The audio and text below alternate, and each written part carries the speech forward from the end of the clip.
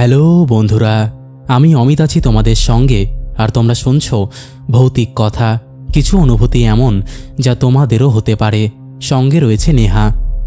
বন্ধুরা, আজকে তোমরা শুনতে চলেছ 3টি ঘটনা। আমি গ্যারেন্টি দিয়ে বলছি, এই 3টি ঘটনা শুনে তোমরা 3 রকম ভাবনায় ডুবে যাবে। প্রথমটা একটা গ্রাম বাংলার ঘটনা, দ্বিতীয়টাও একটা গ্রাম বাংলার ঘটনা, আর তৃতীয়টাও গ্রাম বাংলারই ঘটনা। মোট কথা, আজকে তোমরা 3টেই গ্রাম বাংলার ঘটনা শুনতে চলেছ। বাট 3টে ঘটনায় একদম 3 রকম। আজকে তোমরা একদম অন্য একটা দেশে হারিয়ে যাবে। তোমরা আজকে একদম অন্যরকম একটা ফিলিংস পেতে চলেছ। তো আর কথা বাড়িও না, চুপটি করে বসে পড়ো, কানে হেডফোনটা গুঁজে নাও, সিট বেল্ট বেঁধে নাও। এবার আমরা পাড়ি দিতে চলেছি ভূতের রাজ্যে। হ্যালো অমিত, ভালোবাসা নিও তুমি। আমি তোমার ঘটনার ডাই হার্ড ফ্যান। তোমার বলা প্রত্যেকটা ঘটনাই আমার প্রচণ্ড ভালো লাগে। আজকে আমি তোমার সাথে একটি ঘটনা শেয়ার করতে চাই, যেটা আমি শুনেছিলাম বেশ কয়েক বছর আগে আমার অফিস কলিগের কাছে। প্রসঙ্গত বলে রাখি, আমি ইস্টার্ন রেলওয়েতে কর্মরত। ডিউটি টাইমের পর যতটুকু সময় পাই ততটুকু সময়ই তোমার ঘটনাগুলো শুনে কাটিয়ে দিই। এরকমই আমি একদিন বসে ঘটনা শুনছিলাম। এমন সময় আমার একজন কলিগ আমার এই ভূতের ঘটনা শোনার আগ্রহ দেখে আমাকে বলল, হে ভায়া, তিনাদের ঘটনা শুনছো বসে বসে? তা তিনাদের কি দেখেছো? আমি ওনার দিকে তাকিয়ে উত্তর দিলাম, না তো দাদা, দেখিনি। উনি হাসতে হাসতে আমাকে জবাব দিলেন, তো বিশ্বাস টিশ্বাস করো নাকি? আমি কি উত্তর দেব আমি জানি না, কারণ নিজে স্বচক্ষে কোনোদিনও দেখিনি। কিন্তু অবিশ্বাস করব এটারও জো নেই, কারণ আমি একটু ভীতু স্বভাবের। একটু বললে ভুল হবে, আমি অনেকটাই ভীতু স্বভাবের। উনি আমার থেকে বেশ সিনিয়র মানুষ, তাই জন্য ওনাকে মিথ্যে কথা বলে নিজের পাপটা বাড়ালাম না। আমি যে প্রচণ্ড ভীতু এটা আমি বলেই ফেললাম। উনি এসব শুনে আমাকে প্রথমে বললেন, তা আমি একটা ঘটনা তোমাকে বলবো, শুনবে?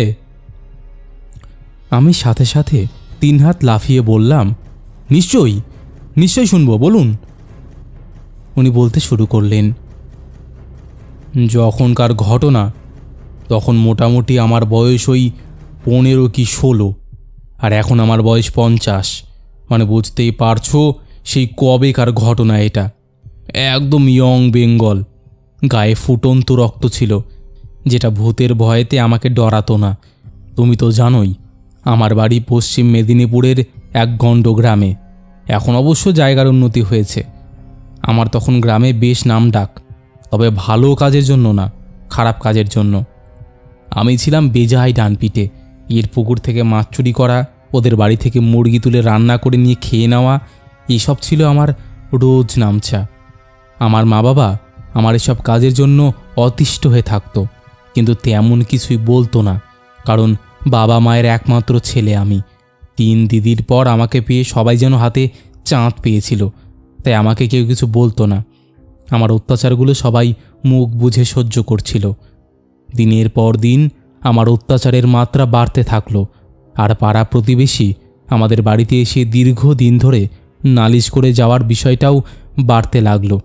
মা একদিন বাধ্য হয়ে বলল, হতচ্ছাড়া ছেলে, কিছু না বলে বলে সাহস দিন দিন বেড়েই চলেছে।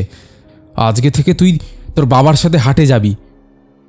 উল্লেখ্য যে আমার বাবার হাটে একটা দোকান ছিল, সেই দোকানে মাছও রাখতো অল্প। আমাকে সেই মাছের দোকানের জিম্মা দিয়ে দেওয়া হলো। আমি বেজায় চটে গেলাম, তীব্র প্রতিবাদ করতে গেলাম, কিন্তু কপালে জুটল শুধু পিটুনি। বাধ্য হয়ে বাচ্চা ছেলের মতো চলে গেলাম বাবার সাথে হাটে। সেখানে গিয়ে সারাদিন মাছ বিক্রি করলাম। শেষে বাবা আমাকে কিছু মাছ হাতে ধরিয়ে দিয়ে বলল, এই মাছটা নিয়ে গিয়ে তোর মায়ের হাতে দে।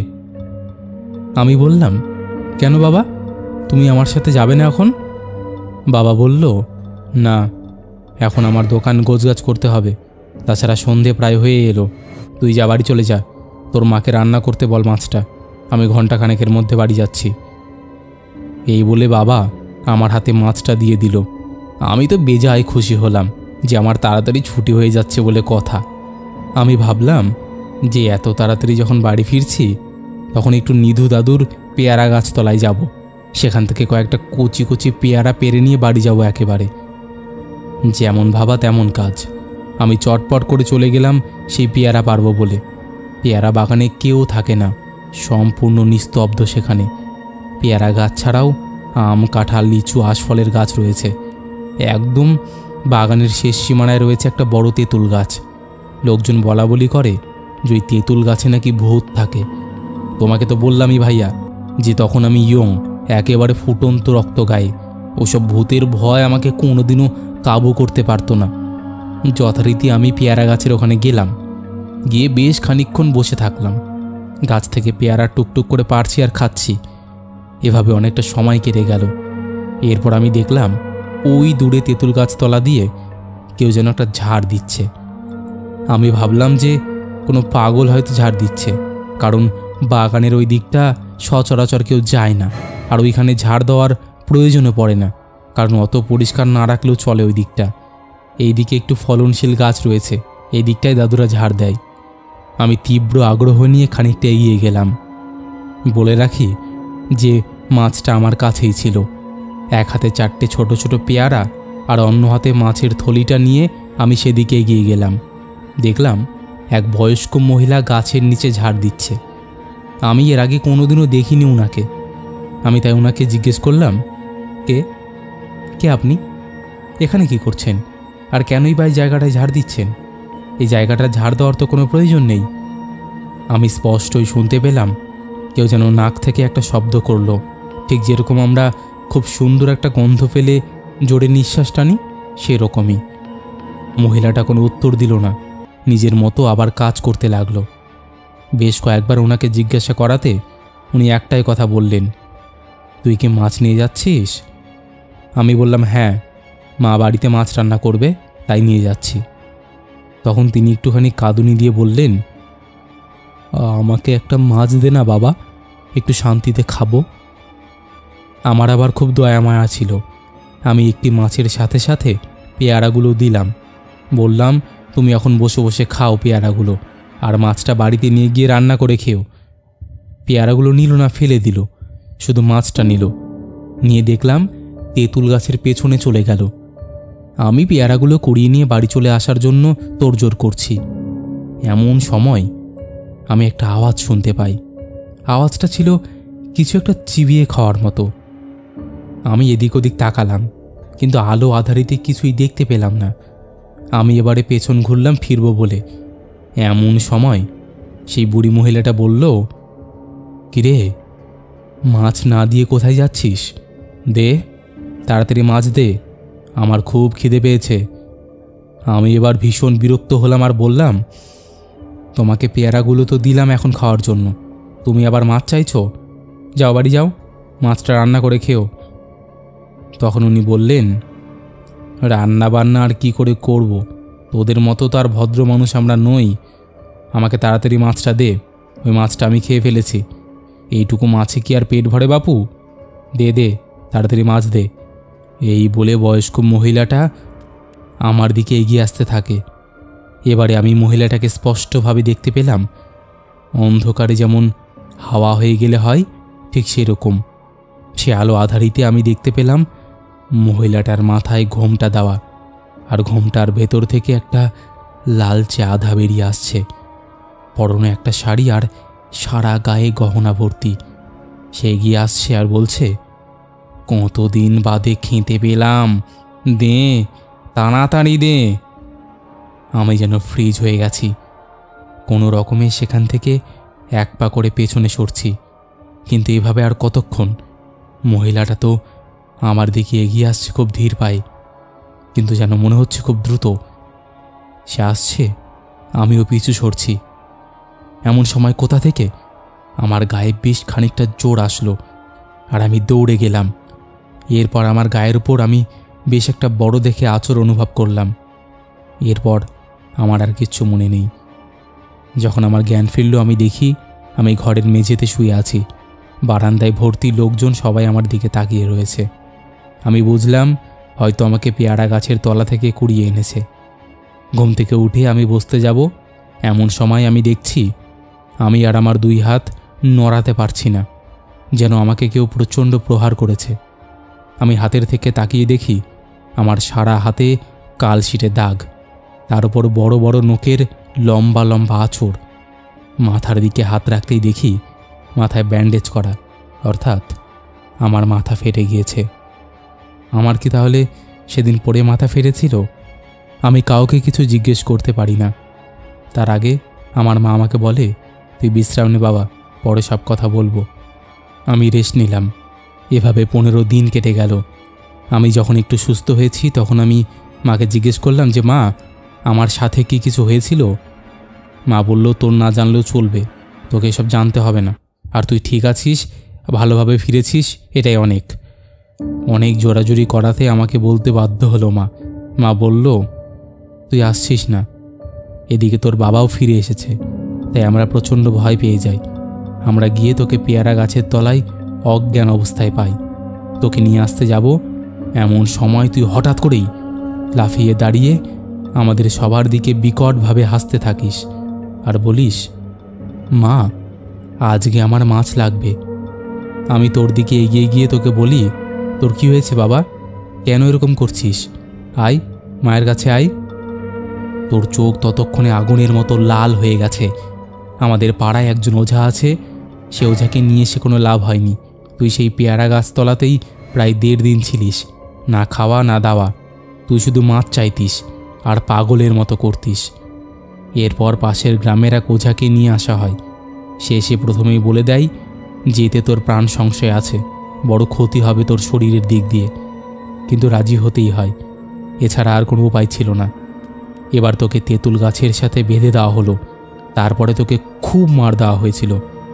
শেষে যখন যে তোর মধ্যে ঢুকেছিল সে চলে গেল, তখন ওঝা বলেছিল যে তোর মধ্যে একটা নয়, ওই বুড়ির সাথে আরও 7খানা প্রেতাত্মা ছিল, যারা তোর উপর হাবি হয়েছিল, যার ফলেই তোর এত পরিমাণ শরীর দুর্বল হয়ে গিয়েছে। আমি এত কিছু শোনার পর মাকে একটাই কথা বললাম যে মা, আমি তো ওদেরকে মাছ দিয়েছিলাম, তবে কেন আমার সাথে এরকম ওরা করলো? তখন মা আমাকে বলে, তুই ওদেরকে মাছ দিয়েছিলিস বলেই এমনটা হয়েছে। যদি তুই না দিতিস তাহলে তোর থেকে ওরা কেড়ে নিতে পারতো না।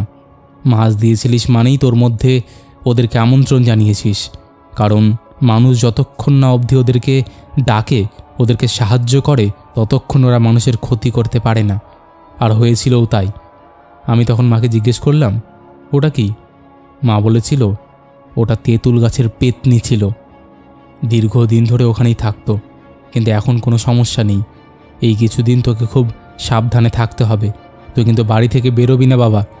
আর তোর গলায় যে মাদুলিটা পরিয়ে দিয়েছে, সেই মাদুলিটাও কিন্তু কোনো রকমে খোলার চেষ্টাও করবি না, খুললে কিন্তু তোর আরও ক্ষতি হতে পারে। আমি মাকে জিজ্ঞেস করেছিলাম যে আমার কিছু ক্ষতি হতে পারে, কি ক্ষতি হতে পারে? তখন মা আমাকে কিছুই বলেনি। আমি মাদুলিটা পরেই ছিলাম। একদিন আমি দুপুরবেলা ছাদের দিকে গিয়েছিলাম হাঁটতে হাঁটতে, তখনই আমি মুখ থুবড়ে পড়ে যাই আর সেই মাদুলিটা ভেঙে যায়। সেটা আমি লক্ষ্য করি না যে ভেঙে সেটা পড়ে গেছে। এরপর আমি ঘরে আসি আর শুয়ে পড়ি। এরপর আবার আর আমার কিচ্ছু মনে নেই। যখন আমার জ্ঞান ফেরে তখন দেখি আমার মা বাবা প্রচণ্ড কাঁদছে। আমি মাকে জিজ্ঞেস করি, মা, আমার কি হয়েছে, তুমি কাঁদছো কেন? মা তখন আমাকে বলে, তোর মাদুলিটা কোথায় হতভাগা? তোকে বলেছিলাম না একা একা কোথাও যাবি না। আমি মাকে বললাম, এই তো আমার মাদুলি। এই বলে আমি গলায় হাত দিয়ে চমকে উঠলাম। আমি দেখি আমার গলায় ব্যান্ডেজ করা রয়েছে। এতক্ষণ বুঝতে পারিনি, কিন্তু আমার গলায় প্রচণ্ড যন্ত্রণা করছে, আর যে সুতোটা ছিল সেই সুতোটা ঝুলছে, সেখানে মাদুলিটা নেই। আমি মাকে বলি যে মা, আমার কি হয়েছিল তুমি বলো। মা বলে, তুই এখন রেস্ট নে, তুই যখন সুস্থ হবি তখন সব কথা বলবো। এর কিছুদিন বাদে আমি একটু স্টেবল হওয়াতে মাকে জিজ্ঞেস করি যে মা, আমার কি হয়েছিল। এবার মা বলে, সেদিন সন্ধেবেলা থেকে তুই শুধুমাত্র একটাই কথা বলছিলিস যে আমি মাছ খাবো, আমাকে মাছ খেতে দে, আমি মাছ খাবো। ব্যাপারটা বেগতিক দেখে আমি আবার সে ওঝাকে খবর দিই, কিন্তু সে ওঝা পই পই করে বলে দিয়েছিল যে মাদুলিটা যেন কোনোভাবে গলার থেকে সরে না যায়, আর 21 দিনের মধ্যে তুই যেন ঘর থেকে কোথাও না বের হোস। কিন্তু তুই তো অনাসৃষ্টি কাণ্ড করেই বসে আছিস। ছাদে গিয়ে মাদুলিটা ভেঙে একেবারে একাকার করে বসেছিলিস। আমি অবাক হয়ে যাই যে আমি ঘরের মধ্যে ছাদেও কি যেতে পারবো না। নিজের ওপর খুব রাগ হচ্ছিল আমার। আমি মাকে বলি, তারপর কি হয়েছিল? আর গলায় দাগটাই বাকি করে হলো। মা আমার দিকে রাগান্বিত দৃষ্টিতে তাকালো। আমি তখন চুপ হয়ে গেলাম। তারপরে আবার বলল, সেই ওঝার আমি হাতে পায়ে ধরে বাড়িতে নিয়ে আসি। আমিও একটা জিনিস ভুল করেছিলাম, যে আমি তোকে একা ঘরে রেখে দিয়ে চলে গিয়েছিলাম। আমি এসে দেখি তুই হাতে একটা ছুরি নিয়েছিস আর এদিক ওদিক ছুরিটা দিয়ে নাড়াচাড়া করছিস। আমরা আসতেই তুই নিজের গলার ওপর দিয়ে ছুরিটা চালিয়ে দিস। এদিকে ফিনকি দিয়ে রক্ত বেরোতে থাকে, আর এদিকে সেও আবারও মন্ত্র পড়ে ফো দিতে থাকে আর বলে, তুই আবার কেন এসেছিস? তোকে বলেছিলাম চলে যেতে, তুই ফের কেন এসেছিস? তখন তোর গলা করে কেউ একজন বলে ওঠে, আমাকে তুই কখন তাড়ালি? আমি তো এই বাড়ির গাছের কাছেই থাকতাম। এই ছেলে যখন দুপুরবেলা গেল তখন আমার গায়ের ওপর আছাড় খেয়ে পড়ে গেল। আমার প্রচণ্ড লেগেছিল। ওর অত বড় শরীরটা আমি সহ্য করতে পারিনি, তাই ওকে আমি ধরেছি। একে আমি মেরে ফেলবো, তবে দেরি করে দিয়েছি। এবারে শুধু বুকে ছুরি চালানোটা বাকি আছে। এরপরের শরীরে আমি সারা জীবনের মতো থাকব। এই বলে প্রচণ্ড জোরে জোরে হাসতে শুরু করিস। এমন সময় কিছু একটা ওঝা বার করে তোর গায়ের দিকে ছড়িয়ে দিতেই তুই ছটপট করতে করতে মেঝেতে লুটিয়ে পড়িস। উনি তোর গায়ে একটা মাদুলি দিয়েছিলেন। এই মাদুলিটা তুই প্রথমত খুলবি না 3 মাস, আর এই 3 মাস তোর এই ঘরের বাইরেও বেরোনো বন্ধ। তোকে আমি এই ঘরে খাটের সাথে বেঁধে দেব। প্রকৃতির ডাক আসলে শুধুমাত্র তুই আমার সাথে নয়তো তোর বাবার সাথে বের হতে পারবি, বুঝলে ভাইয়া? এরপর প্রায় 3 মাস আমি এই খাটের মধ্যেই বসেছিলাম। আমার মতো ডানপিটে ছেলে তখন থেকে একদম শান্ত হয়ে গেল। এরপর বছর 20 বয়স হলো আর আমি চাকরি নিয়ে চলে এলাম এখানে। অনেকক্ষণ ধরে ওনার গল্প মন্ত্রমুগ্ধের মতো শুনছিলাম। ওনাকে বললাম, আচ্ছা দাদা, আপনার তো অভিজ্ঞতা প্রচুর আছে, তবে কি রেলের কাজের সুবাদে কোনো ঘটনার সম্মুখীন হয়েছেন? তিনি তখন হাসতে হাসতে বললেন, হয়েছিলাম বটে, কিন্তু এখন তো আর সময় নেই। এই দেখো স্টেশন চলে এসেছে। তাকিয়ে দেখি সত্যি স্টেশন চলে এসেছে। তখন উনি বললেন, পরে না হয় আর একদিন এই ঘটনাটা বলবো। এগুলো উনি বলে চলে গেলেন। ঘটনাটা যদি তোমার ভালো লাগে তাহলে ঘটনাটা নিশ্চয়ই শেয়ার করো। খুব ভালো থেকো, সুস্থ থেকো। অনেক অনেক ভালোবাসা নিও আমার পক্ষ থেকে। ধন্যবাদ। তো বন্ধুরা, এই ছিল আমাদের প্রথম ঘটনা। সত্যি ঘটনাটা একটু ইউনিক টাইপেরই ছিল। এরকম গ্রাম বাংলার ঘটনা শুনতে তো দারুণ লাগে, এটা নিয়ে কোনো প্রশ্নই আসে না যে ভালো লাগে না বলবো। এরকম ঘটনা হয়তো তোমরা আগেও শুনেছো, বাট আমার মনে হয় এই ঘটনাটা কিছুটা হলেও আলাদা ছিল। যাই হোক, তোমাদের আশা করছি ভালো লেগেছে। তোমরা যদি এই পরিবারে এখনও যুক্ত না হয়ে থাকো, যুক্ত হয়ে যাও। এরকম ঘটনা আরও শুনতে চাইলে অবশ্যই সাবস্ক্রাইব করে আমাদের এই পরিবারের একজন সদস্য হয়ে যাও। এখনও লাইক, কমেন্ট আর শেয়ার না করে থাকলে অবশ্যই শেয়ার করে দাও। আমরা এরকম ঘটনা সপ্তাহে 2 থেকে 3 দিন আনতেই থাকি, তাই জন্য আর একদম দেরি করো না, সাবস্ক্রাইব করে কানে হেডফোনটা টুক করে গুজিয়ে নিয়ে বসে থাকো। চলো এবার আমরা শুরু করব পরের ঘটনা। গরমের প্রচণ্ড দাবদাহের মধ্যে দুপুরবেলায় কোনো দোকান থেকে রান্নার তরকারি বা অন্যান্য জিনিস কিনতে যাওয়া খুবই কষ্টকর। তাই আমার এক খুবই পরিচিত ব্যক্তি সে সন্ধেবেলায় বাজার থেকে জিনিস কিনতে তার নিজের সাইকেলে করে যাচ্ছিল বাজার যাওয়ার উদ্দেশ্যে। সে তার নিত্য প্রয়োজনীয় জিনিস কিনে বাড়ি ফেরার পথে আস্তে আস্তে অনুভব করতে থাকে এত গরমের মধ্যেও রাস্তার এক বিশেষ জায়গায় তাপমাত্রা অস্বাভাবিকভাবে অন্যরকম। সে সেই জায়গায় দাঁড়িয়ে একটা স্বস্তির নিঃশ্বাস ফেলেছিল। এমন সময় সেই ব্যক্তির 2 চোখের পাতায় ঘুম জড়িয়ে এলো। তখন সে ব্যক্তি তার সাইকেলটাকে স্ট্যান্ড করিয়ে মাটিতে তার সাইকেলের মধ্যে থাকা গামছা বিছিয়ে মাটির মধ্যে শুয়ে ঘুমিয়ে পড়ে। তখন আনুমানিক রাত 9:30। সে ব্যক্তি গরমে এতটাই ক্লান্ত ছিল যে খুব বেশিক্ষণ সময়ই ঘুমোচ্ছিল সে ব্যক্তি। হঠাৎ আচমকা একটা ঠান্ডা স্পর্শে সে ব্যক্তি ঘুম ভেঙে তাকায়, আর তার কানের পাশ দিয়ে এক বৃদ্ধ লোকের চাপা মৃদু কণ্ঠস্বর ভেসে আসে, বাবু, বাবু, আপনি কি খুবই ক্লান্ত? একটু চমকে গিয়ে সে ব্যক্তি বলেন, হ্যাঁ কেন? তখন এই বৃদ্ধ লোকটি চাপা গলায় বলে ওঠে, এই জায়গাটা খুব একটা ভালো নয়। তার উত্তরে ওই ব্যক্তি বলে ওঠে, কেন? বৃদ্ধ লোকটি বলে, এখানে তেনাদের বাস। তখন একটু ভয়ে ভয়ে ওই বৃদ্ধ লোকটিকে কাঁপা কাঁপা গলায় বলে, আপনি কি বলতে চাইছেন?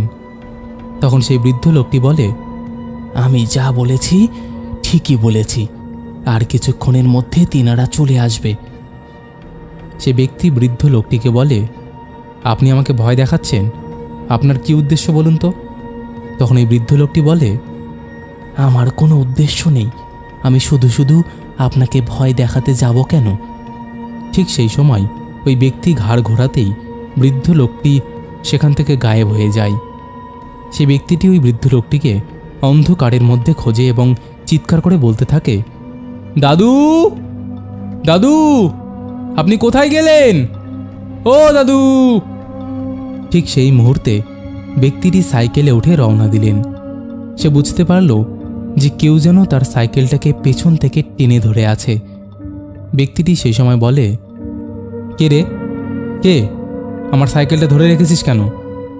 এই বলে পেছন দিকে ঘাড় ঘোরাতেই দেখে একটি নর কঙ্কাল জাতীয় কিছু, মানে তার শরীরে কোনো মাংস নেই, ঠিক পেছন থেকে সাইকেলটা শক্ত করে ধরে রেখেছে। সেই লোকটিকে দেখে ওরে বাবা রে বলেই সেই সাইকেলটাকে ওখানেই ফেলে দিয়ে দিল এক দৌড়। ছুটতে ছুটতে রাস্তায় পড়ে থাকা একটা পাথরে হোঁচট খেয়ে পড়ে যেতেই খনা গলায় শুনতে পেল, ধর ধর, পালাচ্ছে, ধর। একদল ভয়ঙ্কর দর্শন লোক খটখট শব্দ করে ওই ব্যক্তির দিকে এগিয়ে আসছিল। সেই ব্যক্তির সেটা দেখে উঠে পালিয়ে যাওয়ারও কোনো ক্ষমতা নেই। ঠিক সেই সময় ওই অসহায় ব্যক্তিটির কাঁধে একটা ঠান্ডা হাতের স্পর্শ অনুভূতি হলো এবং চোখ খুলে তাকাতেই বৃদ্ধ ব্যক্তিটিকে দেখতে পেল। তখন এই ব্যক্তি বৃদ্ধ লোকটিকে বলে, ভূত, ভূত, পালা। বলতেই বৃদ্ধ লোকটি বলে, বাবু, আপনি কি বিপদে পড়েছেন? তখন এই ব্যক্তিটি চোখ বন্ধ করেই বলে, হ্যাঁ হ্যাঁ, বিপদে পড়েছি। ঠিক সেই মুহূর্তে খটখট করে শব্দ করে কতগুলো লোক ওই ব্যক্তির কাছে যেতেই সে বৃদ্ধ লোকটি চিৎকার করে বলে ওঠে, তোরা আর কত লোকের সর্বনাশ করবি? তখন ওদিক থেকে আওয়াজ আসে, কেন বাঁচাচ্ছিস তুই ওকে? তখন ওই লোকটি বলে যে ও আমার স্বজাতি, তাই আমি ওকে বাঁচিয়েছি, তোর আর কোনোদিন ওর পেছনে লাগবি না। এই বলে সেই বৃদ্ধ ব্যক্তির রূপধারী ব্রহ্মদৈত্য সে ব্যক্তিকে সাইকেল ও বাজারের ব্যাগ ফেরত দেয় এবং সে চলে যায়। এক মুহূর্ত নষ্ট না করে সে ব্যক্তিটি সাইকেলে করে বাড়ি ফিরে আসে এবং এই সমস্ত কথা তার বাড়ির লোকেদের বলে। তারপর সে কথাটা এদিক ওদিক কান কান হতে হতে আমাদের কাছে এসেও পৌঁছে যায়। তাই আজ আমি তোমাকে এটা শেয়ার করতে পারলাম। আশা করছি ঘটনাটা তোমাদের ভালো লাগবে। ইতি অভিক ভট্টাচার্য। তো বন্ধুরা, এই ছিল দ্বিতীয় ঘটনা। সত্যিই ঘটনাটা খুব ইন্টারেস্টিং এবং অন্যরকম ছিল। আশা করছি এই ঘটনাটিও তোমাদের দারুণ লেগেছে। তোমরাও যদি এরকম ঘটনা শেয়ার করতে চাও তাহলে অবশ্যই আমাদের সাথে কন্ট্যাক্ট করতে পারো। আমাদের সাথে কন্ট্যাক্ট করা একদম ইজি। আমাদের হোয়াটসঅ্যাপ নাম্বার থেকে শুরু করে সমস্ত সোশ্যাল মিডিয়ার লিঙ্ক তোমরা ডেসক্রিপশন সেকশনে পেয়ে যাবে। তো আর দেরি কিসের, তাড়াতাড়ি লিখে বা ভয়েস করে পাঠিয়ে দাও। একটা কথা মাথায় রাখবে, এখানে সবার ঘটনাই শোনানো হয়, সেটা হোক না হাতে লেখা, সেটা হোক না ইংলিশ ওয়ার্ডে লেখা, এখানে সব কিছুই গ্রহণযোগ্য। তো আর দেরি কিসের, তাড়াতাড়ি কন্ট্যাক্ট করে নাও। আর একটা কথা, ভৌতিক কথা কিন্তু কোনো রকম অন্ধবিশ্বাস, কুসংস্কার বা কোনো রকম নেগেটিভিটিকে প্রচার করে না। ভৌতিক কথার কাজ শুধুমাত্র মানুষের জীবনে ঘটে যাওয়া ঘটনা সবার সামনে তুলে ধরা, নচেত আর কোনো উদ্দেশ্য নেই। তো চলো এবার আমরা শুরু করছি পরের ঘটনা। হ্যালো দাদা, আমি তোমার চ্যানেলের এক নির্বাক শ্রোতা। 2021 থেকে তোমার রেগুলার লিসেনার। আফটার করোনা দেশ ছেড়ে কেরিয়ারের জন্য চলে আসলেও ওল্ড হ্যাবিটটা থেকেই গেছে, এখনও পাল্টাতে পারিনি। তোমার চ্যানেল আমার স্লিপিং ফিলস ফর এভরিডে। আজ তোমার সাথে একটা ঘটনা শেয়ার করব। ঘটনাটা 1978 সালের ঘটনা। এটার সাক্ষী হলো আজও সেই পুরো গ্রামটা, যেটা আমার মা, মামা, মাসিদের ছোটবেলার নিজের চোখে দেখা সাক্ষী। কিছু পার্সোনাল প্রবলেমের জন্য গ্রাম আর আমার নামটা গোপন রাখছি। আমার মা হলো তার ভাই বোনেদের মধ্যে সবচেয়ে বড়। তো তখন মা ক্লাস 5 কি 6-এ পড়ে, আর মামা মাসিরা যে ছিলেন তারা তার থেকে 2-3 বছরের ছোট। তো তখন ওই গ্রামটা ও তার মানুষগুলোর অবস্থা তেমন ভালো ছিল না। সব লোকজন হাল টানত, সারাদিন চাষবাস করত, কোনো রকমে সবার দিন কেটে যেত। তেমন রেগুলারলি লাইটও থাকতো না সন্ধ্যের পর থেকে। তো আমার মামার বাড়ির পাশের বাড়ির এক ভদ্রলোক অনেক বছর ধরে চেষ্টা করে এক্সাম দেওয়ার পরই এয়ারফোর্সে জব পান। ও সবাইকে এসে বলেন উনি আর গ্রামে থাকবেন না এইসব মানুষদের মাঝে, উনি দিল্লি চলে যাবেন ওনার বউ ছেলে মেয়েকে নিয়ে, ওইখানেই চাকরি করবেন। এই কথা শুনে তার বাবা মা খুব ভেঙে পড়েন, আর একমাত্র ছেলের এরকম চিন্তাভাবনা শুনে মা বাবা খুব কষ্ট পান। ওনাকে যেতে বারবার বারণ করে পায়েও পড়তে থাকেন। অবশেষে ভদ্রলোক ডিসাইড করেন উনি একা দিল্লি যাবেন, জব করবেন, আর বউ ছেলে মেয়ে মা বাবা সবাই গ্রামের বাড়িতেই থাকবে। এই কথা শুনে সবাই খুব খুশি হয়। তো উনি ঠিক করেন গ্রামের বাড়িটা ভালোভাবে রিনোভেট করাবেন আর গ্রামের সেরা বাগান বাড়ি বানাবেন। সে মতো কনস্ট্রাকশনে খবর দেওয়া হয়, কিন্তু ওনার ঠিক মন মতো হচ্ছিল না বলে সেই যুগের সেরা মিস্ত্রিদের বিহার থেকে আনে কাজ করানোর জন্য, আর তাদেরকে ডবল পয়সা দিয়ে ভাড়া করে গ্রামে নিয়ে আসা হয়। বাড়ির কাজ তাড়াতাড়ি শুরু করে, আস্তে আস্তে কাজ হতে থাকে বাড়িতে। ভদ্রলোক দিল্লির পথে রওনা দেন। এমন করতে করতে প্রায় 8-9 মাস কেটে যায়। বাড়ির কাজ তখন দোতলাতে পৌঁছে গেছে। সবাই মিস্ত্রির কাজ দেখে পুরো অবাক, এমন বাড়ি তারা করেছে। হঠাৎ একদিন ওই ভদ্রলোক বাড়ি ফিরে আসেন ছুটিতে, আর তার শখের বাড়ি দেখে অনেক প্রশংসা করেন মিস্ত্রিদের। তারপর কাজ চলছে নর্মালভাবে। হঠাৎ একদিন দুপুরবেলা ধম করে একটা শব্দে পুরো গ্রামের লোকজন চমকে ওঠে। সবাই যে যার কাজ ফেলে আওয়াজ কোথা থেকে এলো সেটা খুঁজতে থাকে। আমার মা মামা তখন স্কুল থেকে এসে ভাত খাচ্ছিলেন। তাড়াতাড়ি ভাত ফেলে রাস্তার দিকে রওনা দিতেই দেখেন মিস্ত্রিরা সবাই খুব চিৎকার করছে, আর তার মধ্যে একজন মিস্ত্রি নিচে শুয়ে আছেন, আর ওনার মাথা থেকে রক্ত বেয়ে পড়ছে। উনি সেন্সলেস হয়ে গেছেন। সবাই তাকে কোলে তুলে হসপিটালে নিয়ে যাওয়ার কথা বলতে থাকেন, কিন্তু বাড়িওয়ালা লোক তার ফ্যামিলি নিয়ে খেতে বসায়, কেউ একবারের জন্য বাইরে আসে উনি। তখন অন্য মিস্ত্রিরা বাড়িওয়ালাকে ডাকতে থাকেন, আর ওনার কাছে কিছু টাকা, জল, একটা বালিশ চাইলে তিনি পরিষ্কার না করে দেন, আর বলেন ওকে বালিশ, টাকা, জল দিয়ে কী হবে, এতে এক্ষুনি মরে যাবে যা অবস্থা দেখছি।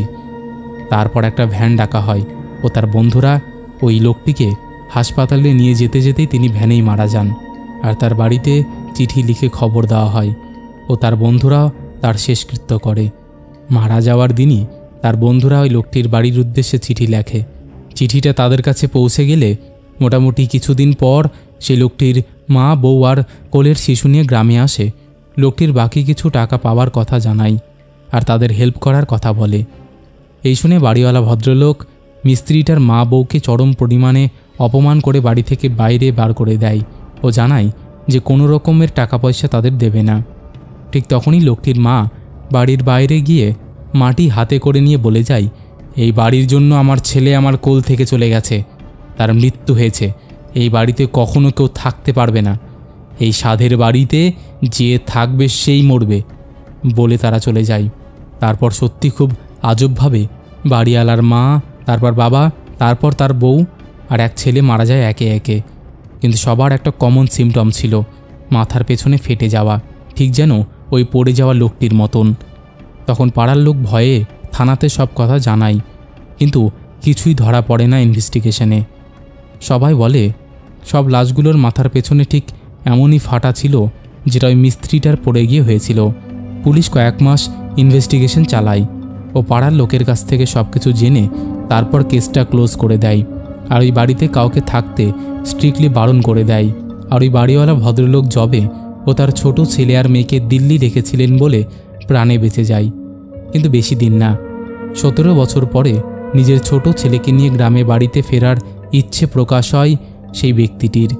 তারপরে ওই একইভাবে মৃত্যু হয় তাদের। তারপর পুলিশ এসে বাড়িটা পুরো সিল করে দিয়ে যায় আর পুরোপুরি বাড়িটা ক্লোজ করে দেওয়া হয় থানা থেকে। তাদের মাঝে শুধু তাদের মেয়েই বেঁচে আছেন, আজও তিনি কোনোদিনও ওই গ্রামে ফেরেননি। ওই বাগানবাড়ি আজও ওইভাবে পড়ে আছে। সন্ধ্যের পরে ওই রাস্তা দিয়ে কেউ যায় না। আর আজও ওই বাড়িটা সবার কাছে অজানা প্রশ্নের উত্তর খুঁজছে। নিজের দেশে ফিরলে তোমায় বাড়িটার পুরো ছবিটা তুলে দেখাবো কখনো। Lots of love from Dubai. তো বন্ধুরা, এই ছিল আজকের তিনটি ঘটনা। আশা করছি 3টি ঘটনায় তোমাদের দারুণ লেগেছে। কেমন লেগেছে তোমরা অবশ্যই সেটা কমেন্ট করে জানিয়ে দাও। তোমাদের মধ্যে এখনও যারা এই পরিবারে যুক্ত হওনি তারা যুক্ত হয়ে যাও। চলো এবার আমরা শুরু করছি শাউট আউট পর্ব। শেষের এপিসোডে ফার্স্ট কমেন্ট করেছে সোমা দাস। লিখেছে, ভাই তোমার ঘটনাগুলো জাস্ট অতুলনীয় আর ঘটনাগুলো জাস্ট আউটস্ট্যান্ডিং ছিল। Thank you so much. Second comment করেছে ডিজে ভ্লগার অনিশ। লিখেছে, কানে হেডফোন লাগিয়ে বসে পড়লাম ভয় পেতে। একদম।